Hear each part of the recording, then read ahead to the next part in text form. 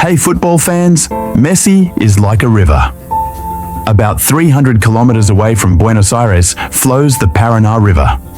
Starting its journey from the southwest region of Brazil, rolling through Paraguay and Argentina, the Paraná finally merges into the Rio de la Plata. It has also merged into Messi's heart. From birth, Messi's bond with the Paraná River felt inseparable, almost as if he emerged cutting through its waves. His birthplace, Rosario, lies on the banks of the Paraná. Childhood days passed, watching ships slicing through the calm waters of this mighty river. Just last year, Messi personally joined a campaign to protect the Paraná, making his love for the river even clearer. Yet Messi's connection with it is not only geographic, the river is also deeply rooted in his inner emotional world. On this day, at 8:30 p.m. Argentina time, when Messi stepped onto the field at Estadio Monumental in Buenos Aires to play what may be his last competitive match on home soil for the national team, the Paraná had no such competition. It flowed calmly, silently. Meanwhile, Messi was, as always, weaving his trademark magic on the pitch. With 2 goals against Venezuela, the Monumental erupted in celebration. Who knows, perhaps even the Paraná River widened a little more with pride for one of history's greatest, or arguably the greatest, footballers ever. Of course, rivers are not allowed to show excess excitement without nature's permission, but one can always imagine. Nature, rivers, mountains, seas, and forests has a clear influence on human lives. These natural elements play a direct role in shaping childhood and growth. When we look deeper, we find the Paraná's influence woven into Messi's life story as well.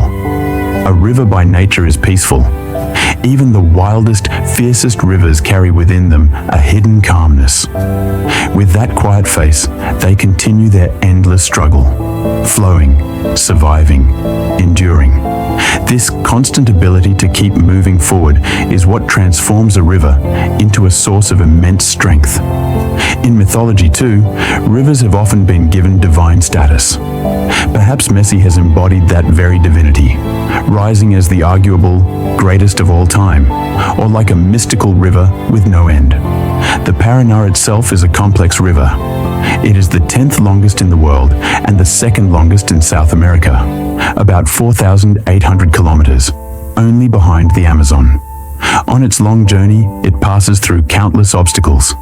Sometimes it flows peacefully, other times with sheer force, just like Messi's life.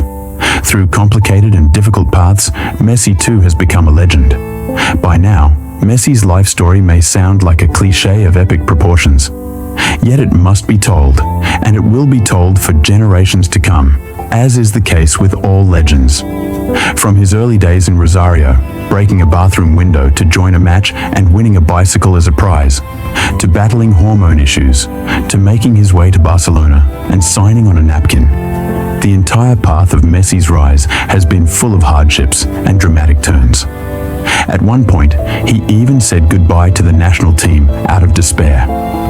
But just as no barrier can hold back a river, Messi too could not be stopped. Returning, he became the Paraná's raging current, though controlled within, for his ultimate goal was clear: the World Cup trophy. That golden prize would finally end the old curse, the haunting whispers that despite being a football god in Argentina, Messi was incomplete without international success. People once said, Messi could win everything with Barcelona, but nothing with Argentina. Just as the Paraná merges into the Rio de la Plata, Messi's journey reached its final destination with the World Cup trophy. In 2022, he achieved that dream. With that, Messi became eternal. There was nothing more left to want, only to keep flowing, as all rivers do. But human life has an end. Step by step, every circle completes itself. With the Paraná as witness, another chapter of Messi's story has come to an end. One of the most important chapters. His last competitive match on Argentine soil in front of his people. The Argentine Football Association, AFA, may still organize a farewell friendly for their football god, as rumors have suggested. But whether or not that happens, Messi already knew the truth he faced tonight. Accepting that this was the last on home soil, he brought his wife and children to the field. As he sang the national anthem, his eyes grew moist.